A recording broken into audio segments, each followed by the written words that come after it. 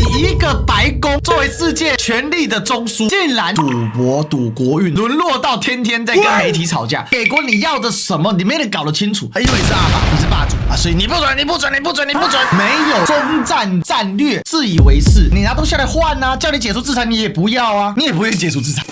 Ladies and gentlemen, welcome the host. 现在其实伊朗不是跟以色列在打，以色列只是帮忙炸而已。虽然以色列是4组，但是美国变成最大4组。对伊朗现在加强轰炸的是一天2到3波，有1波打以色列，剩下1到2波就打美国基地，就一天一天换一个。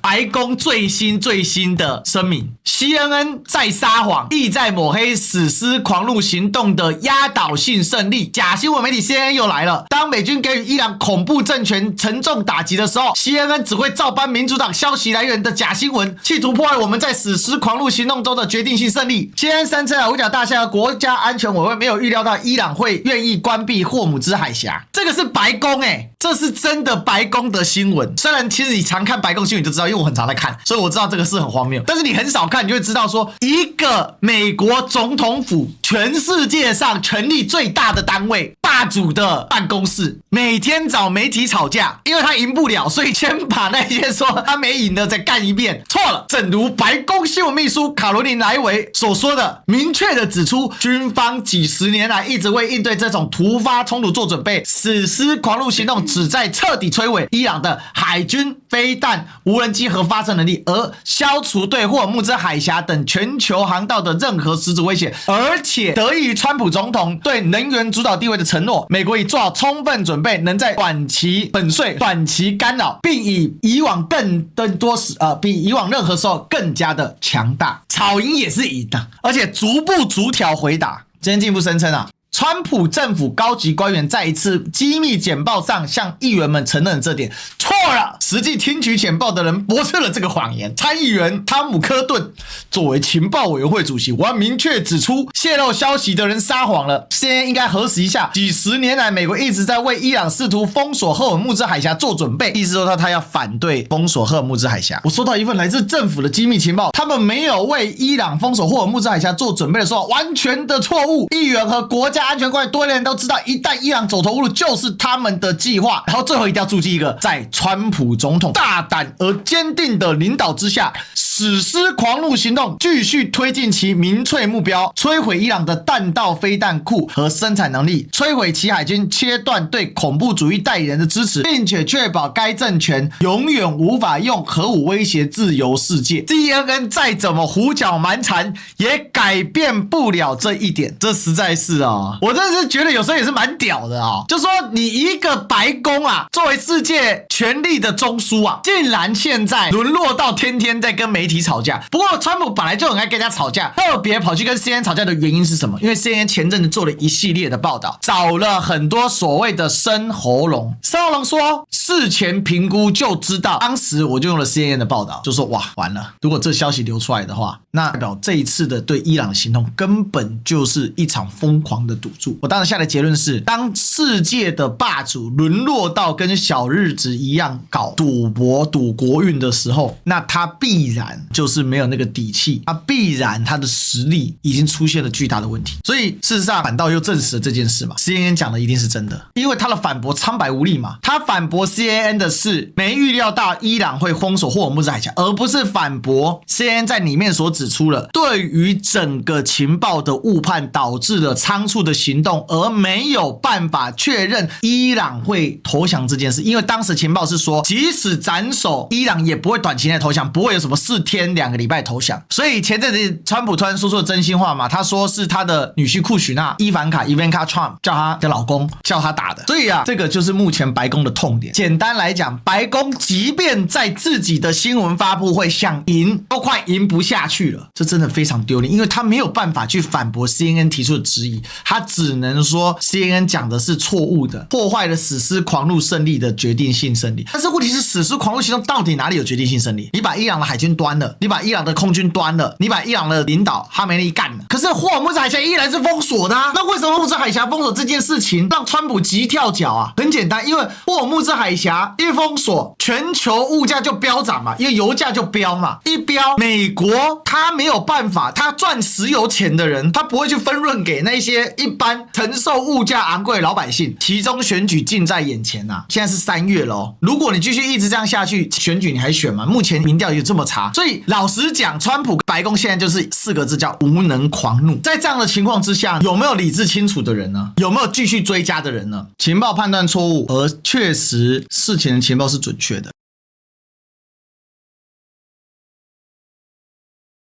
访问了邱世清老师哦，他说啊，2周伊朗不投降，那就没有再投降的可能。那还有一个问题是，2周伊朗不投降，那你要伊朗投降什么？你也没宣战，你老是叫人家无条件投降，但问题是你要他投降什么嘛？你就给了条件啊，你要他投降什么？政权更迭，那不是拿枪自轰吗？怎么可能？你要叫他交出龙寿佑，你不是说你把龙寿佑给炸了，那不就更证明你之前的5月重锤行动，就去年6月的时候，12日战争嘛，美国不是出动了 B2 以身轰炸机，把伊朗浓缩设施给干了？啊，你不是把他给干了吗？永久没有具备核能力，不是自己又打自己的嘴了吗？不是有5月重锤吗？不锤老半天吗？那讲了老半天都你讲了，再来说消灭人家弹道导弹能力，那你凭什么哪一点人家不能发展弹道导弹呢？因为你是阿爸，你是霸主啊，所以你不准，你不准，你不准，你不准，你说不准就不准，那你拿东西来换啊，叫你解除制裁你也不要啊，你也不愿意解除制裁啊，所以搞了老半天，这不麻了吗？你这美国你要的什么，你没人搞得清楚。所以简单来讲，这是一个仓促开始，过分低估对手，过分高估自己，自以为是，没有中战战略，也没有中战策略的一个结果。中战战略是什么？我要知道我到底中战要长什么样，伊朗在什么状态下怎么样去服从。策略是什么？我要怎么达到这个目的？唯一的招式叫做狂轰滥炸。那你不打了，你单方面宣布停火，说我赢了。问题是现在伊朗不会跟你停啊，现在伊朗的做法就是不管你停不停，反正老子是不停，除非你赔偿认错道歉，后来没得玩，反正我都给你炸了嘛。现在伊朗巨星至少炸死好几千人了，甚至有些估计可能破万。那如果说你的最终目标是伊朗继续穷，被以色列鱼肉，有可能吗？但凡4个人都不是白痴吧？打到目前进第3周了，进入第15天，没有招了。所以这是为什么川普开始要调动地面部队的核心原因，因为原本靠新闻要赢的方式一一被打脸，赢不了了。本来想要靠威胁、威逼利诱、靠斩首这些速胜方法也都没有成功。现在看起来伊朗就是一路要扛到底。我很早就说过，伊朗164万平方公里，人口9200万，整个中东地区最多啊。中东地区第2大国是土耳其啊，土耳其也才8800万人口啊，而且土耳其的整个地形啊、气候啊比伊朗好太多了。但伊朗唯胜一点就是伊朗的地形2个字，既封闭但流动，这个到处都遍布都是变形岩。那为什么是变形岩？火成岩变形岩，那因为它那个山脉皱褶的关系，所以伊朗有本钱扛你嘛，只要扛过前几波。而且现在最好笑的是，伊朗现在谁说投降谁完蛋。而且很有趣的地方是，伊朗的河谷是能耕作的，也因为这是皱褶破碎地形，但是这个地方以前在海下，所以它融起来之后，这里的山脉还有一个特质，它里面是有一些矿物盐的，所以只要稍微有一点水，这里的山谷的产量还 OK 耶。这也是伊朗得天独厚的地方。你看似很荒凉，但是呢，整体来说你会看到遍布着各种河谷，它在各种河谷都有所生产，所以这也是在打伊朗时候最大的问题啊。这种地狱级地形啊，为什么阿富汗叫帝国坟场？地形相对伊朗来讲叫2个字，简单。这也是为什么大家选在这边做帝国 PK， 因为它这里有个新都库什山，一个所谓白夏瓦山口啊，从喀布尔到白夏瓦，比如说进入到整个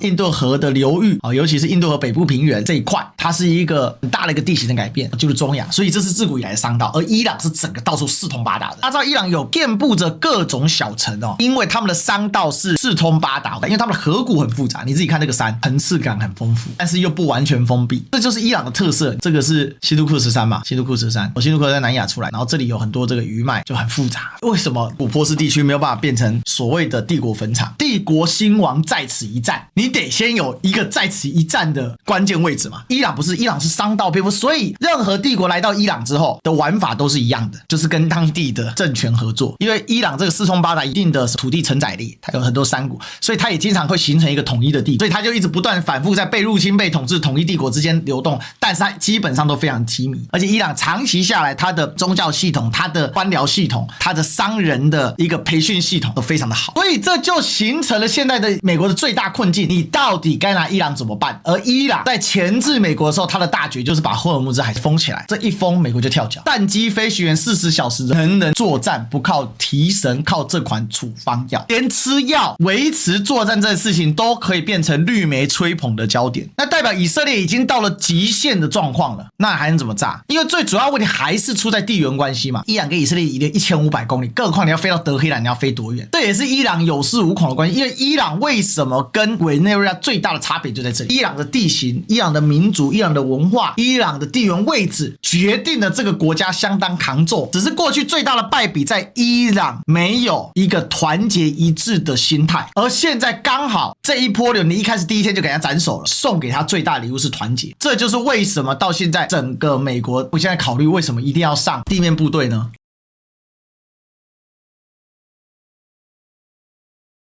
这次出的 KC-135 加油机哦，那其实这个要补充是很困难的，因为这条生产线已经停了，等于是炸一条就少一台。这个类型的空中加油机它是已经停产了，加油机是非常非常老旧的加油机，但是因为美军它的基数众多，可是打个伊朗会把7架加油机给打掉，请注意哦，这个是大型加油机哦，这不是一个路边随便的，因为加油机也是有分等级的，这个是大型加油机，这个对美国来讲是极为珍贵的战略资产。那为什么加油机会飞这么近呢？为什么会飞到伊拉克上空呢？最主要还是回到那个问题，因为伊朗的地缘问题，伊朗跟以色列的距离太远，以至于以色列要去炸德黑兰，但一定要在伊拉克上空做加油，必须部署到科威特、沙烏地阿拉伯或波湾国家周围的这一些军事基地。如果不部署在这里的话，你加油机一样飞过来，相当耗油嘛，所以你能够给加油的量就有限。对，萨德4年才能一套，所以萨德这次损3套，相当于损失了12年了。这也是你可以看到，这是非常荒唐的一个事情。所以回过头来，我们在讲今天你可以看到美国出动地面部队，很多人在说的是这个是他要或不要。为什么很多人讲这个要或不要的时候变成一个能或不能的说法呢？我只要冲地面战就会赢，但事实是这样吗？你现在出动去打地面战，大家知道哈，他的见证者可能有8万架，他一天大概打掉100架到200架。8万架无人机从愿或不愿变成能或不能，愿就是说我想不想做这件事，变成能或不能。无人机在俄乌战场上是拿来杀伤装甲部队最好用的武器，验收战术成果直接上网点一点点，商业卫星一照，成果就收成了。这就是现在伊朗哦，他已经找出了一个模式，而美国到现在依然没有找出一个模式，这才是为什么美国现在在考虑要不要地面部队。所以又牵涉到我们前面说的，他不是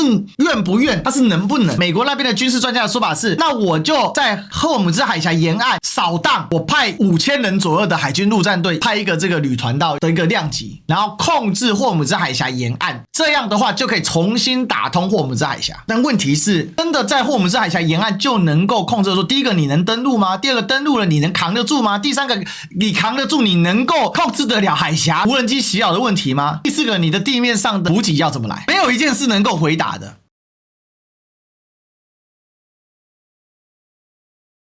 现在调动的是谁呢？就是这一架蒂利波里号，是美利坚级2号舰啊，目前美国最先进的2栖攻击舰。整个目前的海军陆战队呢，就是靠这一艘可以运2500名的海军陆战队进行部署。这个是闪电航母，它是能够部署 F-35 做短场起飞、垂直降落这样的一个做法。我今天定调是大使官，就是因为这艘船动了。前面我们讲的这些铺陈是要讲美国要不要地面部队登陆嘛？那这艘船动了，我为什么说我会把它定义成大使官？因为这艘船动了，代表第一岛链没有人看守。结果现在美国把3个航空母舰战斗群都调到了中东地区，包含林肯号，但林肯号现在已经退出1000公里，有人说要补给啊，但我就不懂啊，你如果美国这么有制空权的话，是补给舰来补给你林肯号吧？这没有听过航母自己跑出去补给的，这道理啊，大家懂的都懂啊。再来呢，刚刚过红海，但是到底要不要出红海的福特号，因为它刚刚火烧嘛，当然是洗衣间火烧，但是烧了什么状况？说没什么状况啊，到底什么样我们不知道。再来，即将进到地中海，往地中海奔去的这个老布希号，你说啊，不是啊，这日本的横须贺港里面不是还有一艘华盛顿号吗？是，但华盛顿号正在准备啊，现在动不了啊，他没有办法执行任务，你知道吗？他的水兵都去放假了，所以3艘航母都跑到中东去，2艘